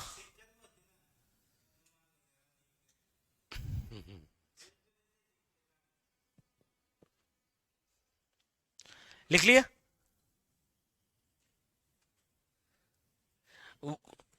रविदास जी महाराज, रविदास जी या संत रैदास एक ही बात है। जो संत मीराबाई के गुरु हैं, उनकी छतरी बनी हुई है केवल चित्तौड़गढ़ में, और वो बात किल्लों के समय लिखाता हूं, ठीक है। ये लिख लिया? लिखो लिखो लिखो। तो कल आते ही प्रत्येक युद्ध के बारे में पढ़ेंगे हम, क्योंकि आप मुझे ये तो आते ही बता देंगे कि ये युद्ध है, यहां है, यहां हुआ, और इनके मध्य हुआ, और ये जीता। तो सब में जीता कौन है? यहां सांगा जीते, यहां भी सांगा जीते, यहां भी सांगा जीते, आखिरी में हारा कौन, ये ध्यान रखना है बस। चलो तो फिर बाकी की चर्चा करेंगे हम कल। कल आते ही यहां से बता देना आप, ठीक है। चलो।